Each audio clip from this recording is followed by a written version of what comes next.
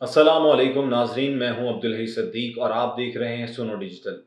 नाजरीन, 2 दिन कबल एक वाकया पेश आता है खैबर पख्तूनख्वा के इलाके बटग्राम में, जहां आप सब तमाम लोगों ने देखा कि 8 लोग चेयरलिफ्ट में फंस जाते हैं। 7 बच्चे जो अपने स्कूल के लिए घर से निकलते हैं, उनको क्या मालूम कि आखिर रास्ते में उनके साथ क्या होने वाला है। नाजिन, उसी जगह से मुकामी एक अली सवाती नाम के हमारे साथ मौजूद हैं। उनसे बातचीत करेंगे और उनसे पूछेंगे कि आखिर तफसील क्या है, क्योंकि पाक फौज ने एक कठिन ऑपरेशन किया है जिसके बाद बहुत ही मुश्किल से उन तमाम 8 अफराद को रेस्क्यू कर लिया गया है। उन्हीं से बात करते हैं। अली सवाती, क्या हाल है आपके? खैरियत से हैं? वालेकुम सलाम, शुक्र अल्लाह का सर। अच्छा अली, सबसे पहले तो मैं आपको मुबारकबाद पेश करूंगा कि आपको आज वज़ीर आज़म निगरान सेटअप में जो आए हैं काकड़ साहब, उन्होंने आपको अवार्ड जी से नवाजा है। तो सबसे पहले तो उसकी मुबारक। मुझे ये बताइएगा कि आप 2 दिन कबल वहीं पे मौजूद थे, जो जहाँ पर ये वाकया पेश आता है चेयर लिफ्ट का। क्या देखने में आया? पहले मनाजिर क्या थे? खौफनाक जो है मनाजिर देखने में आए। आपके क्या उधर तासुरात थे? बिल्कुल जी। ये एक दो वायर पे डोली चल रही थी, ये टूट गई, एक ही वायर पे सारा लोड आ गया था। ठीक है। और उसमें प्रॉपर रिस्क सामने नजर आ रहा था, हर चीज पे रिस्क, क्योंकि इसके ऊपर एक वायर पे ऑलरेडी लोड डबल हो गया और अब ऊपर 2 बंदे हम जाके रेस्क्यू करेंगे। इसका कोई अंदाजा नहीं था कि ये टूट सकती है या नहीं। हमने इसको सबसे पहले तो एंकर चेक किया, उसके बाद हमने इसको रेस्क्यू करना शुरू किया। अल्लाह तवक्कल करके आज मैं और मेरे सुपरवाइजर इलियास हम मूव करके वायर के ऊपर पुली के जरिए बाय जिप लाइन सर, हम जब डोली के पास पहुंचे हैं 20 मिनट बाद, तो लड़कों की हालत बिल्कुल थके हुए और बिल्कुल निडाल थे और डरे हुए थे। हमें सिर्फ ये आवाजें दे रहे थे कि भाई इसके पास ना हो, इसके पास वजन बढ़ता है, ये गिर जाएगी। अली सवाती, आपको कब इत्ला होती है कि ये मामला हो चुका है? सर मैंने ISPR की खबर सुबह तकरीबन 10 साढ़े 10 तक पड़ी थी। ठीक है। और फिर मैं तो सोच रहा था कि आर्मी की या हेलिस गए तो ये हो जाएगा इंशाल्लाह। लेकिन मुझे DC मानसरा बिलाल शाहिद राव सर, जो वहाँ के DC हैं, उन्होंने अप्रोच किया और उन्होंने मुझे बताया जी कि आप ऐसे करें, ठाकरा स्टेडियम मानसरा पहुंचे, यहाँ पे आर्मी के हेलीज आ रहे हैं और आप इनके साथ जाएंगे। आपने बाय जिप लाइन ये रेस्क्यू करना है। 6 लड़के पिछले 14 से 13 घंटे आई थिंक स्टक हैं और आपने उनको रेस्क्यू करना है। मैंने सर, मेरा ख्याल है 2 बजे सर उनकी कॉल आई है और 2:30 बजे मैं पहुंच गया था। ठीक। और मैं इसी तरह सुपरवाइजर इलियास मेरे सर, वो भी पहुंच गए। हम दोनों तकरीबन 5 बजे सर हम वहां से निकले हैं और 6:30 के करीब सर हम उस लोकेशन पे पहुंचे यहाँ पे ये मसला आ रहा था। और उसके बाद सर अल्हम्दुलिल्लाह ये रेस्क्यू हमने किया, सेफ एंड साउंड था। और ये सारा मिशन सर तकरीबन रात को 11:30 बजे क्लोज हुआ था। ठीक हो गया। मौसम की क्या सूरत हाल होती है आम दिनों में वहां पर? और जो 900 फुट बुलंदी पर कहा जाता है कि ये वो चेयर लिफ्ट फंसी थी। उस वक्त का मौसम सर ये था कि हवा चल रही थी, बारिश का मौसम बना हुआ था, लगी नहीं थी बारिश और हवा चल रही थी। और इसी वजह से हेली के ऑपरेशन को सर रोका गया था कि मौसम खराब होता जा रहा है, ये ज्यादा हमें नुकसान की तरफ ले जाएगा। ठीक। जब ऑपरेशन में हिस्सा ले रहे थे तो खास तौर पर क्या जहन में था? रेस्क्यू करने जब जा रहे थे तो क्या सोच जहन में थी? अली, ये भी बताइए। सर जी जी, इसमें सर सोच तो यही थी कि करना है, बस वो करने वाला एक जो पेशेंट था, जज्बा था, उसको लेके निकले हैं।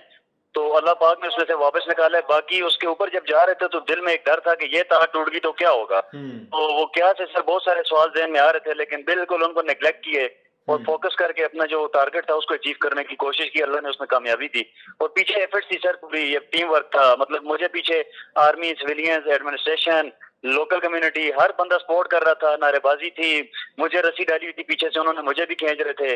और पूरी मतलब हमने मास्टर प्लान तैयार करके ये सारा हमने रिस्क लिया था। अच्छा, खौफ भी आया होगा कि खुद आपको कोई नुकसान ना पहुंच जाए, कुछ इस तरह का तो नहीं दिमाग में आया? क्योंकि जिप लाइन तो पहले ही टूटी हुई थी। सर खौफ तो सर नुकसान का नहीं था, सिर्फ मौत का था। क्योंकि मौत का खौफ था, उसके ऊपर उसमें और नुकसान नहीं था, सिर्फ जान जानी थी।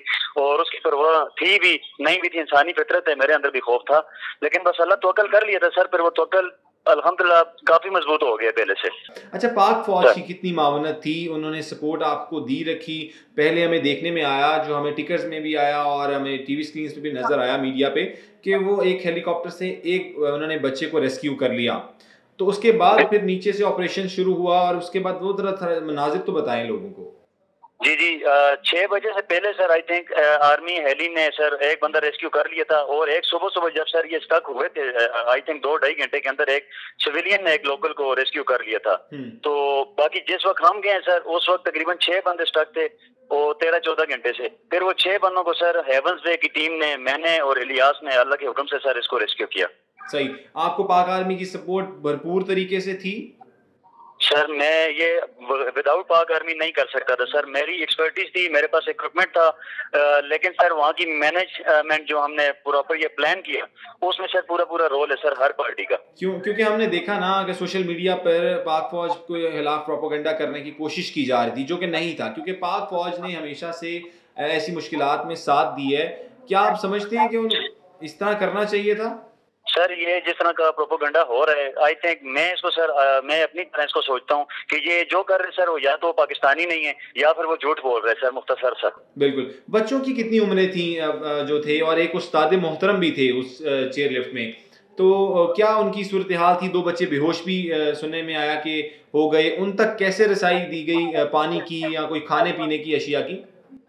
जी सर, जो एक बच्चा बेहोश था उसको आर्मी ने सबसे पहले रेस्क्यू बाय हेली कर दिया था, और हेली के जरिए सर इनको मेरा ख्याल है पानी इनको फेंका गया था डोली में, और पानी इन्होंने पी लिया था, इतना सरवाइव कर रहे थे। जब मैं गया हूँ सर तो निडाल थे, जाहिर है सर डिहाइड्रेशन भी थी, भूख भी थी, और वहाँ पे विंड प्रेशर भी था, और फिर सर वो लोहे की डोली बनी होती है उसमें बैठना एक अलग से चैलेंज है, उसमें 13-14 घंटे बैठना बहुत मुश्किल है सर, एक कुर्सी पे हम नहीं बैठ सकते इतना टाइम। अच्छा, मुझे ये बताइएगा कि जब उनको रेस्क्यू कर लिया गया तो फिर क्या आपको गवर्नमेंट ने क्या आज नवाजा है अवार्ड से?